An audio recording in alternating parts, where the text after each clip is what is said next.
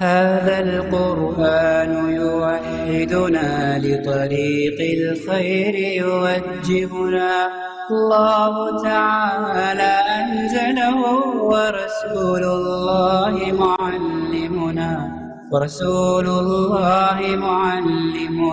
هذا القرآن يوحدنا لطريق الخير يوجهنا الله تعالى أنزله ورسول الله معلمنا أعوذ بالله من الشيطان الرجيم بسم الله الرحمن الرحيم إن الحمد لله تعالى نحمده ونستعين به ونستغفره ونعوذ بالله من شرور أنفسنا وسيئات أعمالنا من يهده الله فلا مضل له ومن يضلل فلا هادي له وأشهد أن لا إله إلا الله وحده لا شريك له وأشهد أن محمدا عبده ورسوله صلی اللہ علیہ وسلم۔ تمام تعریفیں اللہ کے لیے ہے، ہم اس کی تعریف کرتے ہیں اور اس سے مدد اور معافی طلب کرتے ہیں۔ ہم پناہ مانگتے ہیں اللہ عز و جل کی خود کی برائیوں سے اور تمام برے کاموں سے۔ جسے بھی اللہ کی ہدایت ملے اسے کوئی گمراہ نہیں کر سکتا، اور جسے اللہ نے گمراہ کیا اسے کوئی ہدایت نہیں دے سکتا۔ ہم گواہی دیتے ہیں کہ عبادت کا حقدار صرف اللہ ہے اور کوئی اس کا شریک نہیں، اور گواہی دیتے ہیں کہ محمد صلی اللہ علیہ وسلم اللہ تعالیٰ کے بندے اور رسول ہیں، اور اللہ اپنی سلامتی بھیجے اپنے آخری نبی پر، ان کے اہل و عیال پر اور ان کے صحابہ پر۔ جو بھی حق میں آپ لوگوں کے سامنے بیان کروں اللہ تعالیٰ کی طرف سے، اور اگر مجھ سے کوئی غلطی یا کوتاہی ہو جائے تو میری طرف سے اور شیطان کی طرف سے۔ بہت جو ہے وحی کے بارے میں آپ لوگوں نے سنا ہے، سب کو پتہ بھی ہے، آئیڈیا بھی ہے کہ اللہ تعالیٰ کی وحی اترتی ہے، اللہ کی وحی آئی ہے۔ جب سے اللہ نے انسان کو بنایا تب سے اللہ تعالیٰ کا ایک انسان کے ساتھ کمیونیکیشن رہا ہے۔ ایسا نہیں کہ انسان کو بنا کر اللہ تعالیٰ نے چھوڑ دیا اور اپنا کوئی میسج یا کوئی بات جو ہے پہنچا ہی نہیں، لیکن اللہ تعالیٰ نے آدم علیہ السلام سے لے کر جب پہلی بار انسان کو بنایا ہے ہمیشہ سے اللہ کا کمیونیکیشن انسان کے ساتھ رہا ہے۔ لیکن اللہ تعالیٰ نے انسانوں میں سے کچھ لوگوں کو اللہ تعالیٰ نے چوز کر لیا، سلیکٹ کر لیا۔ وہ کون ہے؟ نبی اور رسول ہے، جن کے پاس اللہ تعالیٰ کا میسج پہنچا، اور اللہ کا یہ میسج آگے بتانے کا ان کو حکم دیا گیا کہ لوگوں کو شرک کے اندھیرے سے نکال کر اسلام اور ہدایت کی روشنی کی طرف لائے اور ان کو بتائے کہ اللہ کی عبادت کرنا ہے۔ ٹھیک ہے، جیسے سورہ بقرہ آیت نمبر 38 میں آتا ہے فَإِمَّا يَأْتِيَنَّكُم مِّنِّي هُدًى فمن اتبع ہدایا فلا خوف علیہم ولا هم يحزنون، یعنی جب بھی اللہ تعالیٰ کی طرف سے ہدایت آتی ہے جو اس کی پیروی کرتا ہے تو اس کے اوپر کوئی خوف نہیں ہوگا اور نہ وہ جو ہے غمگین ہوگا۔ اور یہ وحی تمام رسولوں کے اوپر آئی ہے، جیسے سورہ نساء آیت نمبر 168 میں اللہ تعالیٰ فرماتے ہیں اِنَّا أَوْحَيْنَا إِلَيْكَ، بے شک ہم نے وحی کی آپ کی طرف، كَمَا أَوْحَيْنَا إِلَى نُوحٍ وَالنَّبِيِّينَ مِن بَعْدِهِ وَأَوْحَيْنَا إِلَى إِبْرَاهِيمَ وَإِسْمَاعِيلَ وَإِسْحَاقَ وَيَعْقُوبَ وَالْأَسْبَاطِ وَعِيسَى وَأَيُّوبَ وَيُونُسَ وَهَارُونَ وَسُلَيْمَانَ، یعنی اللہ تعالیٰ نے وَآتَيْنَا دَاوُودَ زَبُورًا، اللہ تعالیٰ نے جو یہ وحی کا طریقہ رکھا ہے، یا وحی صرف کسی ایک رسول کے اوپر یا صرف محمد صلی اللہ علیہ وسلم کے اوپر نہیں، بلکہ یہ تمام رسولوں کے اوپر آئی ہے۔ نوح علیہ السلام، ابراہیم علیہ السلام، اسماعیل علیہ السلام، اسحاق علیہ السلام، یعقوب علیہ السلام، عیسیٰ علیہ السلام، یونس علیہ السلام، ہارون علیہ السلام، سلیمان علیہ السلام اور داؤد علیہ السلام۔ اس کے علاوہ اور بھی بہت سارے نبی، 1,24,000 انبیاء اکرام گزرے ہیں، تو تمام نبیوں کے اوپر اللہ تعالیٰ کی وحی، اللہ تعالیٰ کا میسج آتا تھا۔ تو یہ وحی کا سلسلہ جو تمام رسولوں پر رہا ہے وہ محمد صلی اللہ علیہ وسلم سے ختم ہو گیا، اینڈ ہو گیا۔ آپ صلی اللہ علیہ وسلم کے انتقال کے بعد ام ایمن رضی اللہ تعالیٰ عنہا بہت رونے لگی۔ ام ایمن کون ہے؟ ام ایمن وہی جو آپ کے والد کی سلیو گرل تھی، تو وہ بہت رونے لگی۔ تو لوگوں نے ان سے کہا ام ایمن سے کہ آپ صلی اللہ علیہ وسلم جس جگہ پر ہے وہ اب جہاں پر آپ ہے اس جگہ سے بہت بہتر ہے، یعنی جب لوگ ام ایمن رونے لگے تو پھر لوگ سمجھنے لگے کہ وہ آپ کے انتقال سے رونے لگے، لیکن انہوں نے کہا کہ مجھے معلوم ہے کہ وہ بہت بہتر جگہ پر ہے، لیکن میں اس لیے رو رہی ہوں کہ اللہ کی وحی کا سلسلہ اب ختم ہو گیا ہے۔ تو آپ دیکھیے کہ ان کا اللہ کی وحی کا سلسلہ جو ختم ہو گیا اس کے اوپر وہ اتنا غم ہوا کہ وہ اس کے اوپر بہت رونے لگی۔ وحی کے معنی کیا ہے؟ ٹھیک ہے، وحی کے معنی ہے خفیہ پیغام، ایک ایسے طریقے سے کمیونیکیٹ کرنا کہ سب کے لیے کلیئر، واضح یا آبویس نہ ہو۔ Got it? وحی کے معنی خفیہ پیغام کے ہوتے ہیں، سیکرٹ میسج، یا پھر ایک ایسے طریقے سے کمیونیکیٹ کرنا جو سب کے لیے واضح نہ ہو، جو سب کے لیے آبویس نہ ہو۔ وہی سیکرٹ میسج، خفیہ پیغام، ایک ایسے طریقے سے کمیونیکیٹ کرنا جو سب کے لیے کلیئر، واضح یا آبویس نہیں ہو۔ خفیہ پیغام ایک ایسا طریقے سے کمیونیکیٹ کرنا جو سب کے لیے واضح ہو، سب کے لیے واضح نہ ہو یا پھر آبویس نہ ہو۔ ٹھیک ہے، وحی کے کئی لفظی معنی آتے ہیں جو قرآن میں لیے گئے ہیں، کئی الگ الگ چیزوں کے لیے وحی کا ورڈ قرآن میں یوز کیا گیا ہے۔ جیسے قرآن میں وحی سورہ فصلت آیت نمبر 12 میں آتا ہے وَأَوْحَيْنَا فِي كُلِّ سَمَاءٍ أَمْرَهَا، تو اللہ تعالیٰ نے ہر آسمان کی طرف اس کا حکم کو جو ہے کیا کیا، وحی کیا ہے، یعنی سورہ فصلت آیت نمبر 12 میں آتا ہے، یعنی نیچرل آرڈر یا پھر لاز آف نیچر، یعنی ہر چیز کو کیا کرنا ہے، یعنی سورج کی طرف وحی کی ہے کہ سورج تم کو چمکنا ہے، تم کو جو ہے کیا کرنا ہے، گرمی دینا ہے، ہیٹ دینا ہے۔ تو یہ لاز آف نیچر یا نیچرل آرڈر کو بھی جو ہے کے لیے بھی وحی کا ورڈ استعمال کیا گیا ہے۔ یہاں تک کلیئر ہے؟ یہ میں اس کے وہی ورڈ کے معنی آپ کو بتا رہی ہوں۔ پھر سیکنڈلی نیچرل اینیمل انسٹنکٹ، سورہ نحل آیت نمبر 68 میں اللہ تعالیٰ نے بتایا ہے وَأَوْحَىٰ رَبُّكَ إِلَى النَّحْلِ، یعنی اللہ تعالیٰ نے وحی کی شہد کی مکھی کی طرف۔ یعنی اب آپ دیکھیے اگر کسی بھی انسان کو جیسے بکری ہے اس کو پتا ہے کہ گھاس چرنا ہے، شہد کی مکھی ہے اس کو پتا ہے کہ جا کر فلاور سے یا پھولوں سے جو ہے نیکٹر کو کلیکٹ کر کے آنا ہے، تو جانور کی طرف بھی جو ہے نا اس کو یہ اللہ تعالیٰ نے سکھایا ہے، ایک ہر جانور کے اندر ایک اینیمل انسٹنکٹ ہوتی ہے کہ اس کو کیا کرنا ہے، جس طرح بکری کو پتا ہے کہ اس کو گھاس ہی کھانا ہے، اس کو جو ہے شیر کا شکار نہیں کرنا ہے، یہ تمام چیزیں جو اللہ تعالیٰ نے اندر جانور کے رکھ دیے ہیں، اس کے لیے بھی وحی کا ورڈ یوز کیا گیا ہے۔ ٹھیک ہے، کلیئر ہے؟ لاز آف نیچر آپ کو سمجھ میں نہیں آیا؟ ٹھیک ہے، دیکھیے آپ دیکھیے سورج کو کیسے معلوم ہے کہ وہ جلنا ہے اور اس کو جو ہے ہیٹ دینا ہے، اس کو لائٹ دینا ہے، اسی طرح بادل کو پتا ہے اس کو جانا ہے، وہاں جو ہے اس کو برسنا ہے، تو اس کے لیے بھی اللہ تعالیٰ نے جو تمام چیزیں نیچر میں ہے، جیسے سورج ہے، چاند ہے، بادل ہے، پانی ہے، بارش ہے، پانی کو جو ہے ٹھنڈا ہونا ہے، گرم ہونا ہے، فلاں ٹائم پہ فلاں ٹیمپریچر پہ فریز ہونا ہے، فلاں ٹیمپریچر پہ ایواپریٹ ہونا ہے، یہ تمام اللہ تعالیٰ کے حکم جو ان چیزوں کو ملے ہیں اس کے لیے بھی ورڈ وہی یوز کیا گیا ہے۔ Got it? انسان کا ہیومن انٹیوشن اینڈ ایموشن، یعنی اس کو الہام بھی کہا جاتا ہے، جیسے سورہ قصص آیت نمبر 7 میں اللہ تعالیٰ نے بتایا وَأَوْحَيْنَا إِلَىٰ أُمِّ مُوسَىٰ، یعنی اللہ تعالیٰ نے موسیٰ علیہ السلام کی ماں کے دل میں بات ڈال دی کہ ان کے بچے کو کیا کرے، ندی میں ایک باکس میں بند کر کے ڈال دے۔ تو ٹھیک ہے، تو اب یہ جو ہے جس طرح کہ ہمارے دل میں بھی کبھی بیٹھے بیٹھے خیال آتا ہے کہ میں ایسا کروں، تو اللہ تعالیٰ کی طرف سے ہمارے دل میں ایک بات ڈال دی جاتی ہے کہ میں ایسا کروں۔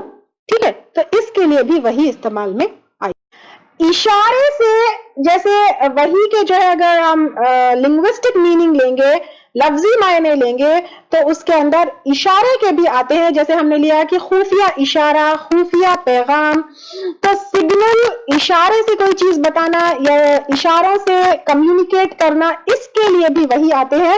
جیسے زکریا علیہ السلام کے بارے میں سورہ مریم آیت نمبر 11 میں آتا ہے فخرج علی قومه من المحراب فأوحى إليهم أن سبحوا بكرة وعشيا. انہیں جب زکریا علیہ السلام کو اللہ تعالیٰ کی طرف سے یہ سائن ملی تھی کہ آپ 3 دن لوگوں سے بات نہیں کر سکیں گے، اور یہ جو ہے اس چیز کی طرف اشارہ ہے کہ آپ کی وائف پریگننٹ ہے، تو وہ کیا کیے وہاں سے نکلے اور اشارے سے اپنی قوم کو سمجھائے کہ اللہ تعالیٰ کی پاکی بیان کرے صبح اور شام. آیت نمبر 11 سورہ مریم. تو اشارے سے جو ایکسپلین کیا زکریا علیہ السلام، اس کے لیے بھی وہی کا ورڈ یوز میں آیا ہے. ٹھیک ہے. ابھی تھوڑی دیر پہلے ہم بات یہ پڑھے کہ ہمارے دل میں اللہ تعالیٰ کوئی چیز خیال ڈال دیتے ہیں کہ فلاں چیز کرو، یا ہمارے دل میں اچانک سے خیال آ جاتا ہے کہ مجھے یہ کرنا ہے، مجھے وہ کرنا ہے، مجھے اس طرح ایسے کرنا ہے، تو اس کے لیے جو ہے وہی جو ہے کی بات آتی ہے. لیکن ناٹ نیسسری کہ ہمارے دل میں کوئی بات ہو تو وہ اللہ کی طرف سے ہی ہو. ہمارے دل میں اگر کوئی بات آتی ہے تو وہ شیطان کی طرف سے بھی آتی ہے، اور اس کے لیے بھی قرآن میں ورڈ وہی یوز کیا گیا ہے، جیسے سورہ الانعام آیت نمبر 121 میں آتا ہے وَإِنَّ الشَّيَاطِينَ لَيُوحُونَ إِلَىٰ أَوْلِيَاءَ. تو شیطان کیا کرتے ہیں، اپنے دوستوں کے دل میں کیا کرتے ہیں، بات ڈال دیتے ہیں کہ وہ کیا کرے، لوگوں سے جھگڑا کرے. تو اس لیے اگر ہمیں کوئی دل میں بات آتی ہے تو آیت نمبر 121 سورہ انعام، آیت نمبر 121 سورہ انعام، تو اگر ہمارے دل میں کوئی بات آتی ہے تو پھر وہ شیطان کی طرف سے بھی ہوتی ہے. اور اگر ہمیں پہچاننا ہے کہ دل میں جو بات آئی ہے وہ شیطان کی طرف سے وسوسہ ہے یا پھر اللہ تعالیٰ کی طرف سے الہام ہے، تو اگر کوئی بات قرآن اور احادیث کے خلاف ہو، شریعت کے خلاف ہو، اللہ کے حکم کے خلاف ہو، تو پھر وہ شیطان کا وسوسہ ہوتا ہے. لیکن اگر نیکی کا حکم ہو، نیکی کا کام ہو، اللہ تعالیٰ کو راضی کرنے والا ہو، تو پھر وہ اللہ تعالیٰ کی طرف سے ہوتا ہے. اسی وجہ سے اللہ تعالیٰ نے ہمیں حکم دیا ہے کہ ہم اللہ تعالیٰ کی پناہ مانگے شیطان کے وسوسوں سے. الذی یوسوس فی صدور الناس. تو ٹھیک ہے.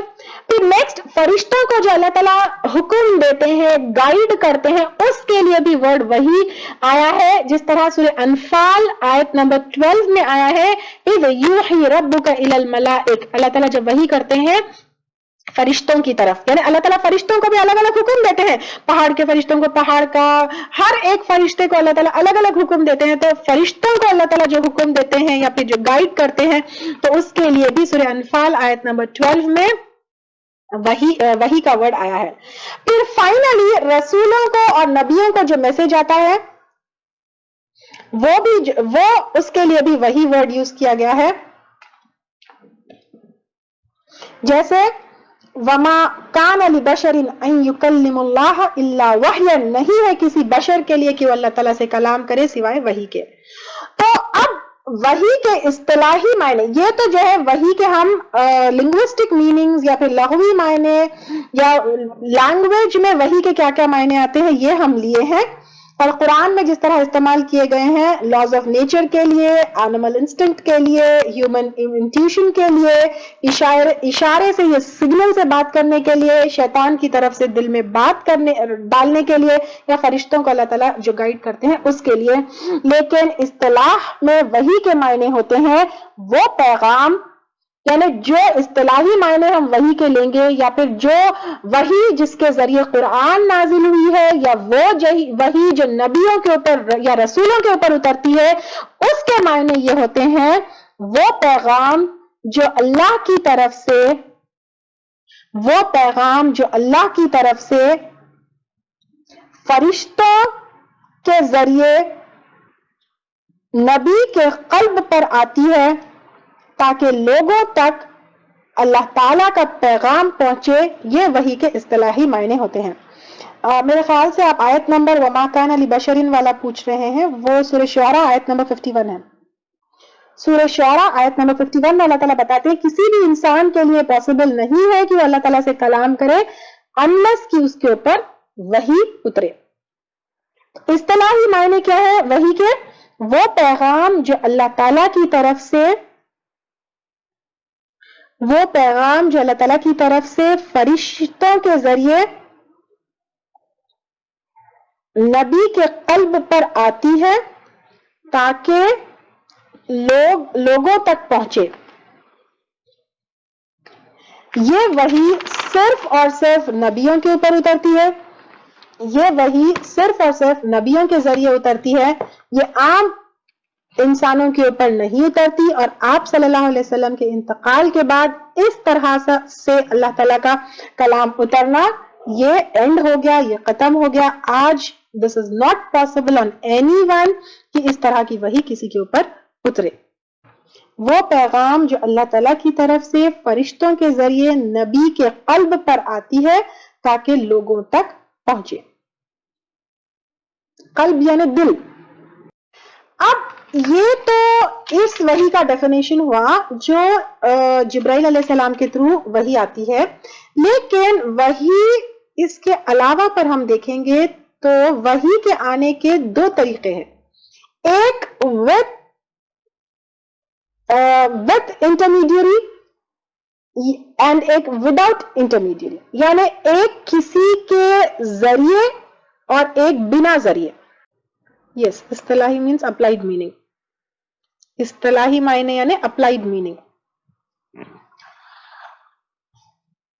ٹھیک ہے. اب یہ دو طرح کی جو ہوتی ہے، ایک جو ہے کسی کے بنا کسی ذریعے جس کے اندر خواب اور اللہ تعالیٰ کا ڈائریکٹ بات کرنا، یہ دو چیزیں اس کے اندر آئے گی.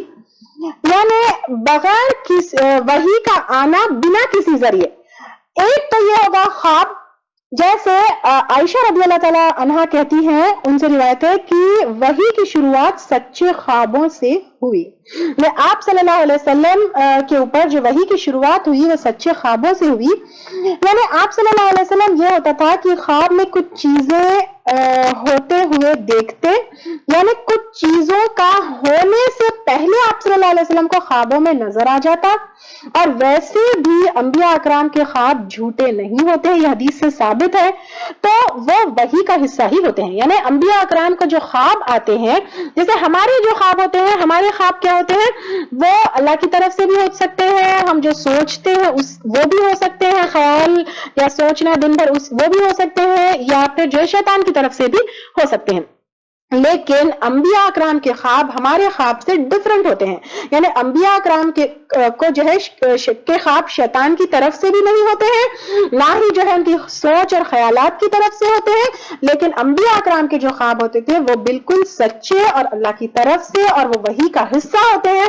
تو ایک وحی بنا کسی ذریعے کے جو ہوتی ہے وہ خواب میں ہوتی ہے. جیسے اس کا ایک ایگزامپل اس کو اچھی طریقے سے سمجھنے کے لیے ابراہیم علیہ السلام کا ایگزامپل ہے، جس میں ابراہیم علیہ السلام نے اسماعیل علیہ السلام کو ذبح کرتے ہوئے خواب میں دیکھا تھا، اور بالکل اس کے اوپر عمل کرنے اس لیے گئے تھے کیونکہ انبیاء اکرام کے خواب اللہ کی طرف سے ہوتے ہیں، وحی کا حصہ ہوتے ہیں، سچ ہوتے ہیں، جھوٹ نہیں ہوتے ہیں.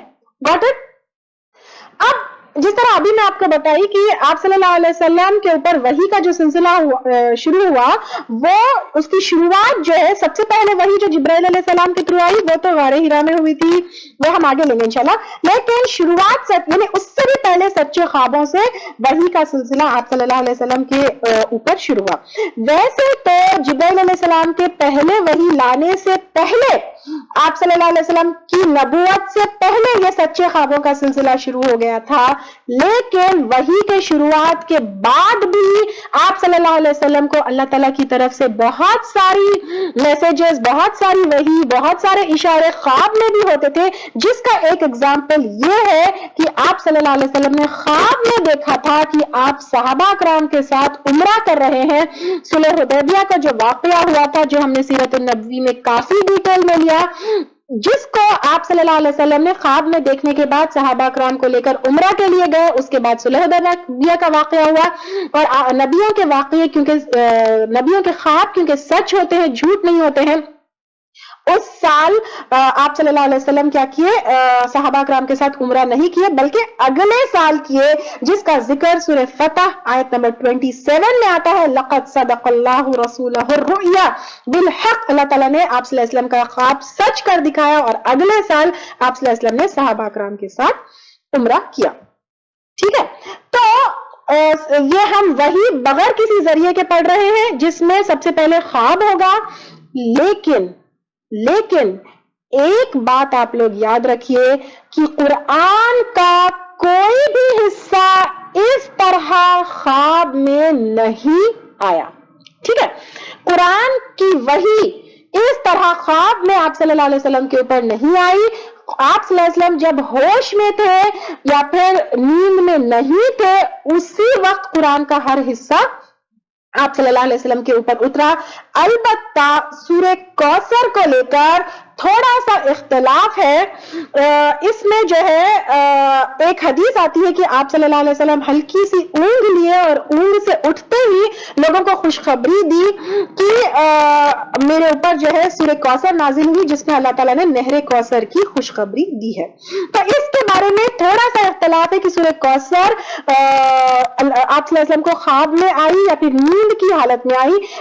جو ہے علماء اکرام یہ کہتے ہیں, یعنی یہ حدیث تو ثابت ہے, صحیح حدیث ہے, لیکن کیونکہ خواب میں آپ صلی اللہ علیہ وسلم کے اوپر پروفڈ ہے کہ کوئی بھی حصہ جو ہے قرآن کا کوئی بھی حصہ خواب میں یا نیند میں نہیں آیا, تو اس کے بارے میں علماء اکرام کا اختلاف یہ ہے کہ کچھ علماء اکرام یہ کہتے ہیں کہ اس حدیث کو لے کر کہ آپ صلی اللہ علیہ وسلم نیند میں تھے, اس سے اٹھنے کے بعد لوگوں کو جو ہے یعنی ایک ہلکی سے ناپ لیے, اس کے بعد اٹھنے کے بعد سورہ کوثر کی آیتیں بتائی. تو کچھ علماء اکرام کا کہنا یہ ہے کہ یہ نیند کی حالت میں نہیں آئی تھی, بٹ اٹھنے کے بعد صرف اس کی خبر لوگوں کو دی. لیکن کچھ کا کہنا ہے کہ یہ جو ہے نیند کی حالت میں, خواب کی حالت میں آئی تھی. تو اگر اس کو آئی بھی تھی تو یہ ہے کہ سوائے کوثر کے کوئی اور آیت قرآن کی خواب کے سٹیٹ میں نہیں آئی تھی, یا پھر کچھ علماء اکرام کا کہنا ہے کہ نہیں, وہ بھی جو ہے جب آپ ہوش میں یا پھر جاگ رہے تھے تب آئی تھی, وہ صرف اٹھنے کے بعد اس کی خبر دی. تو اللہ عالم, اللہ تعالیٰ زیادہ اس کے بارے میں بہتر جانتے ہیں. جو کچھ بھی ہے اگر ہے بھی تو سوائے سورہ کوثر کے کوئی اور آیت قرآن کی خواب میں نہیں آئی. Got it clear? اب رہی بات, ہم کو بھی کئی ایسے خواب آتے ہیں جو آگے جا کر جو ہے سچ ثابت ہوتے ہیں, یا آگے جا کر ہمیں لگتا ہے یہ فلاں چیز تو میں خواب میں دیکھی تھی, یا فلاں جو ہے مجھے خبر خواب میں مل گئی تھی. تو اب ایسا ہے کہ ہم کو جو مجھے یا آپ کو جو خواب میں کبھی کوئی چیز نظر آتی ہے جو آگے جا کر سچ یا خوشخبری ثابت ہوتی ہے, تو ایک تو یہ ہے کہ اس کے بارے میں حدیث آتی ہے کہ آپ صلی اللہ علیہ وسلم نے کہا نبوت کا کوئی حصہ باقی نہ رہا. آپ صلی اللہ علیہ وسلم نے کہا کہ نبوت کا کوئی حصہ باقی نہ رہا, یعنی آگے جا کر کوئی نبی نہیں بن سکتا ہے سوائے مبشرات کے. تو مبشرات یعنی خوشخبریوں کے. تو کسی نے آپ صلی اللہ علیہ وسلم سے پوچھا کہ مبشرات یا خوشخبریاں کیا ہوتی ہے, تو آپ صلی اللہ علیہ وسلم نے کہا سچا خواب. ٹھیک ہے, تو سچا خواب اللہ تعالیٰ کی طرف سے ہمارے لیے خوشخبری بھی ہو سکتی ہے.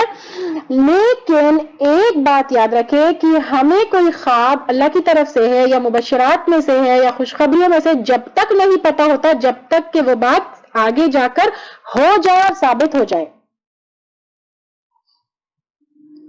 ٹھیک ہے. اور دوسری چیز کہ ایک اور روایت میں آتا ہے کہ خواب یعنی سچا خواب نبوت کا 1/46 حصہ ہے. ایک اور چیز یاد رکھیے, نبیوں کا ہر خواب وحی کا حصہ ہے, لیکن ہمارا ہر خواب خوشخبری نہیں ہو سکتی ہے. ہمارے خواب خیال سے بھی ہو سکتے ہیں, جیسے ابھی تھوڑی دیر پہلے لیا گیا, شیطان کی طرف سے بھی ہو سکتے ہیں, اور یا پھر مبشرات بھی ہو سکتے ہیں. تو ہم جب تک کہ وہ سچ نہ ہو جائے اس کو ہم یہ نہیں کہہ سکتے کہ اللہ تعالیٰ کی طرف سے یا خوشخبری میں سے ہے. اب دیکھیے, کیونکہ خوابوں کی اور سچے اور جھوٹے خوابوں کی جو ہے بات چلی آ رہی ہے, ایک بات میں آپ لوگوں کو یہاں آپ کے نالج کے لیے بتانا چاہ رہی ہوں کہ آپ لوگوں نے وہ حدیث سنی ہوگی کہ شیطان آپ صلی اللہ علیہ وسلم کا جو ہے شکل یا آپ کا روپ نہیں لے سکتا ہے, اور اگر ہم آپ صلی اللہ علیہ وسلم کو خواب میں دیکھیں تو پھر وہ سچ ہے, رائٹ؟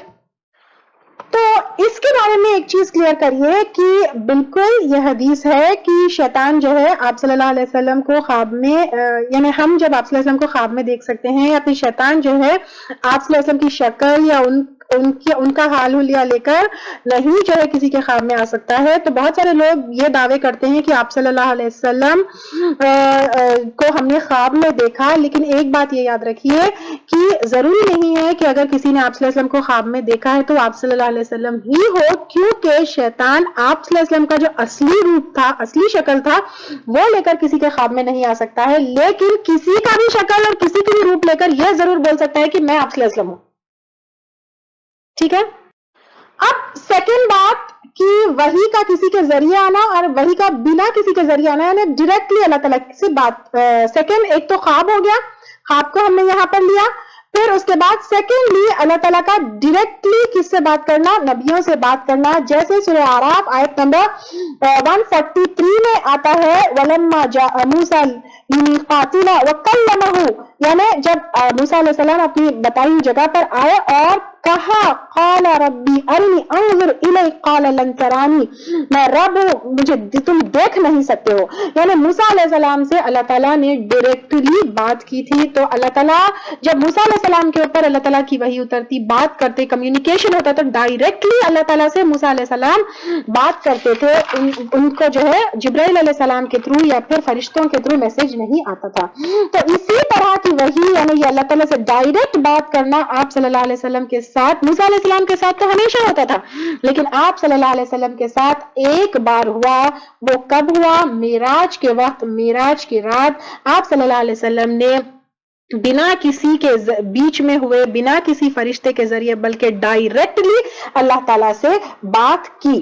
لیکن ایک چیز یہاں پر دوبارہ کلیئر رکھیے کہ آپ صلی اللہ علیہ وسلم نے اللہ تعالیٰ سے بات ضرور کی، لیکن اللہ تعالیٰ کو دیکھا نہیں ہے. کیونکہ جب آپ صلی اللہ علیہ وسلم سے پوچھا گیا کہ کیا آپ نے اللہ تعالیٰ کو دیکھا، تو آپ صلی اللہ علیہ وسلم نے بتایا میں کیسے دیکھ سکتا ہوں جبکہ نور کا پردہ بیچ میں تھا. ابو ذر رضی اللہ تعالیٰ عنہ سے روایت ہے، آپ صلی اللہ علیہ وسلم سے جب پوچھا گیا کہ آپ نے اللہ تعالیٰ کو دیکھا، آپ صلی اللہ علیہ وسلم نے کہا کہ میں کیسے دیکھ سکتا ہوں جبکہ نور کا پردہ جو ہے تھا، یعنی نور بیچ میں تھا اور آپ صلی اللہ علیہ وسلم اللہ کو دیکھ نہیں پائے. صحیح مسلم کی روایت ہے. اور معراج کی رات جب اللہ تعالیٰ کی ڈائریکٹلی آپ صلی اللہ علیہ وسلم سے بات ہوئی، اس کے بارے میں بہت سارے اسکالرز کا یہ اوپینین ہے کہ سورہ بقرہ کی آیتیں بھی اسی وقت دی گئی تھی، لیکن اس میں بھی ڈفرنس آف اوپینین ہے. بٹ ایز سچ ہم کو کوئی بالکل اوتھینٹک نریشن یہ نہیں ملتا ہے کہ سورہ بقرہ کی آیتیں معراج کی رات دی گئی تھی. تو پھر اس کو پکی طرح سے ایکسپٹ کر کے بالکل جو ہے وہ کرنا، سمجھنا کہ وہ دی گئی تھی، یہ بھی مناسب نہیں ہوگا. اس کے بارے میں تھوڑا سا اختلاف ہے، اور جو کچھ بھی ہے اللہ تعالیٰ زیادہ جانتے ہیں. بٹ یہ ضرور ہے کہ معراج کی رات اللہ تعالیٰ کی ڈائریکٹلی بات آپ صلی اللہ علیہ وسلم سے ہوئی.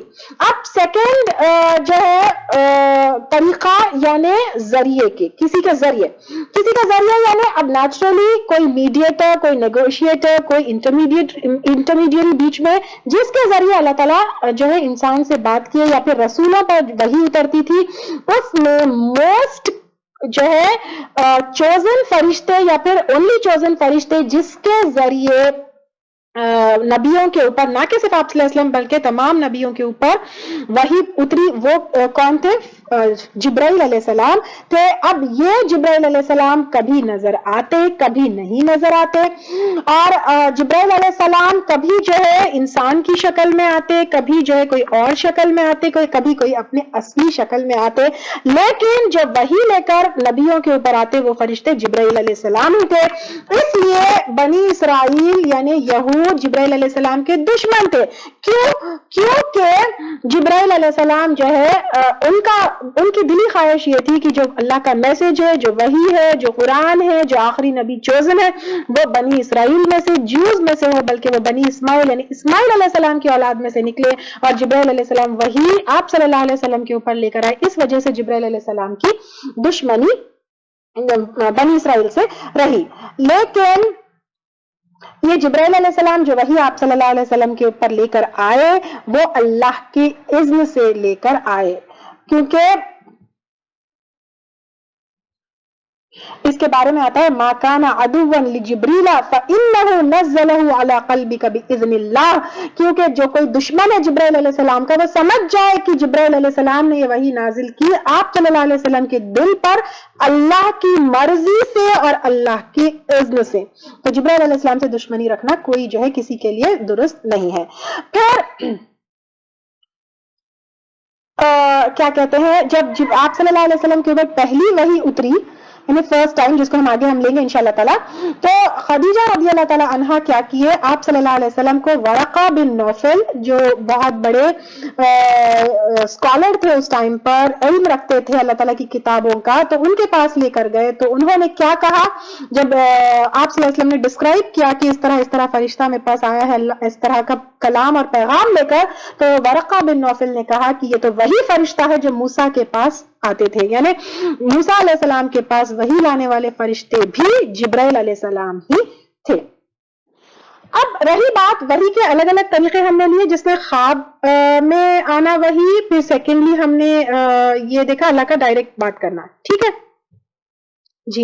جبرائیل علیہ السلام سے دشمنی آپ کو سمجھ میں نہیں آئی، کیونکہ آپ میرے خیال سے آپ تفسیر کے اسٹوڈنٹ نہیں ہیں. جبرائیل علیہ السلام سے ان کو دشمنی یہ تھی کہ بنی اسرائیل جو جیوز تھے ان کو یہ تھا کہ آخری نبی جو آئے وہ بنی اسرائیل میں سے آئے، لیکن یعنی یعقوب علیہ السلام کی اولادوں میں سے آئے، لیکن آخری نبی اسماعیل علیہ السلام کی اولادوں میں سے آئے. تو اس وجہ سے ان کو دشمنی تھی جبرائیل علیہ السلام سے، کہ جبرائیل علیہ السلام کو چاہیے تھا کہ وہ آپ صلی اللہ علیہ وسلم کے اوپر وحی نہ لا کر کسی اور کے اوپر لے کر آئے.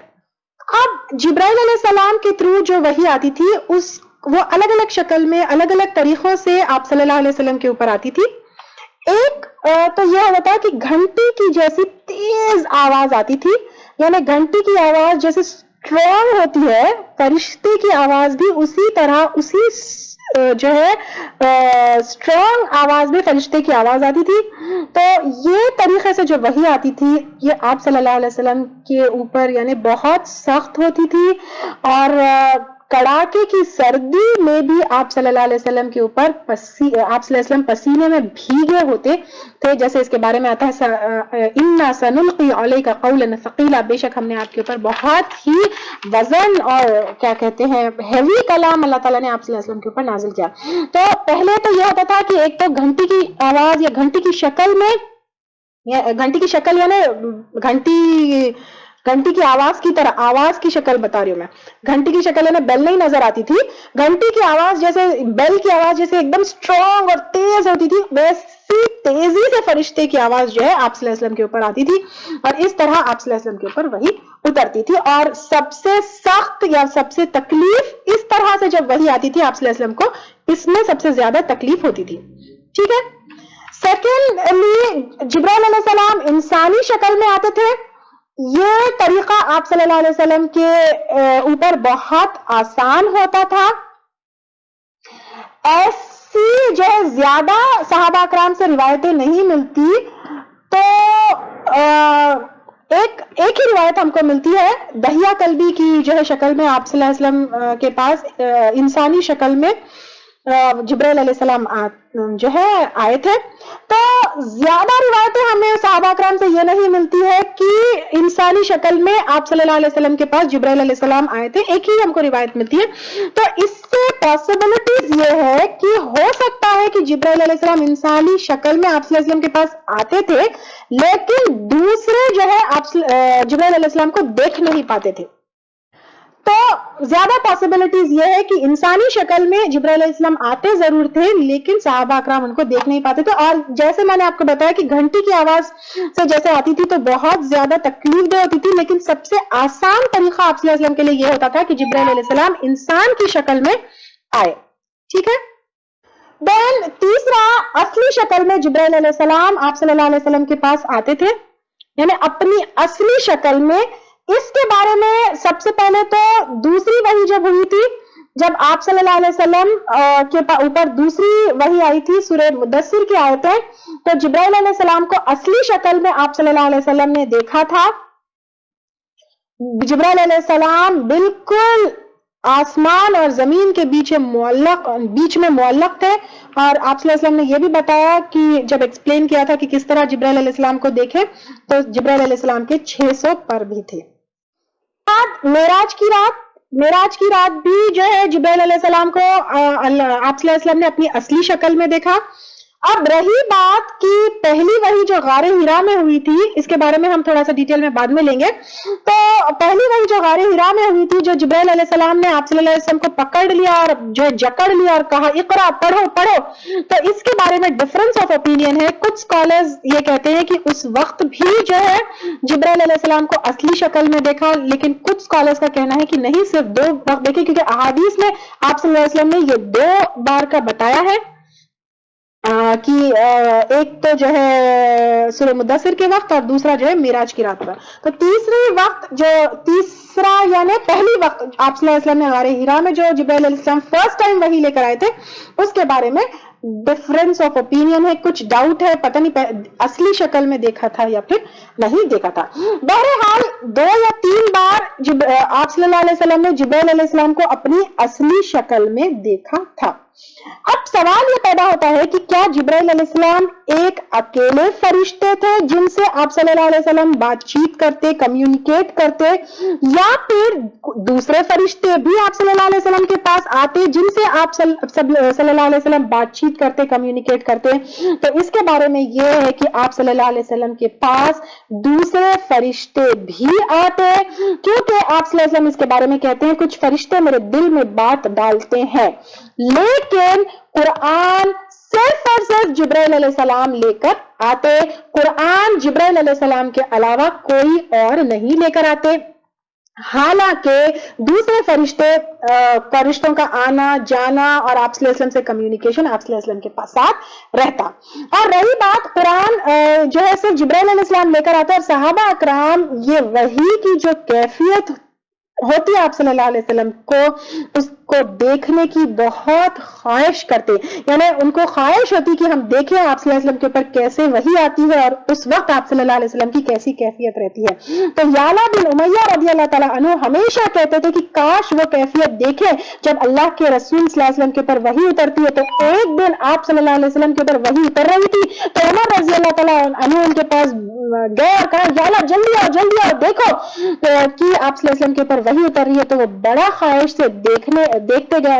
جب آپ صلی اللہ علیہ وسلم کا جو چہرہ بالکل لال ہو گیا تھا جب وحی جو ہے آپ صلی اللہ علیہ وسلم کے اوپر اتر رہی تھی، کیونکہ وحی کی سختیوں کی وجہ سے. یعلا بن امیہ رضی اللہ تعالیٰ عنہ کا ایک واقعہ ہے جب عمر رضی اللہ تعالیٰ عنہ ان کو بلائے کہ دیکھو آپ صلی اللہ علیہ وسلم کے اوپر وحی اتر رہی ہے.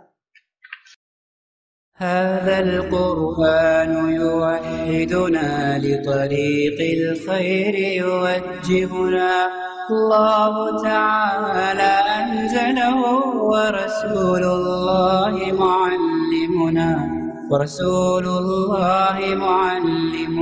هذا القرآن يوحدنا لطريق الخير يوجهنا الله تعالى أنزله ورسول الله معلمنا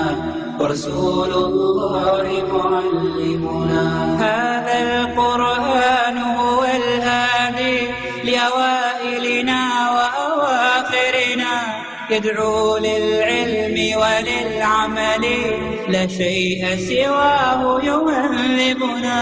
هذا القرآن هو الهادي لأوائلنا وأواخرنا يدعو للعلم وللعمل لا شيء سواه يهذبنا. كتاب الله لا شيء سواه يهذبنا العمل به. كتاب الله لا شيء سواه يهذبنا. هذا القرآن يوحدنا لطريق الخير يوجهنا الله تعالى أنزله ورسول الله معلمنا هو معجزة الله الكبرى عن سر الكون يحدثنا الله تعالى أنزله ورسول الله معلمنا. هو معجزة الله الكبرى عن سر الكون يحدثنا الله تعالى أنزله ورسول الله معلمنا فلنعمل نحن بمنهجه هيا يعرب هلم بنا فلنعمل نحن بمنهجه هيا يعرب هلم بنا هذا القرآن يوحدنا لطريق الخير يوجهنا الله تعالى أنزله ورسول الله معلمنا رسول الله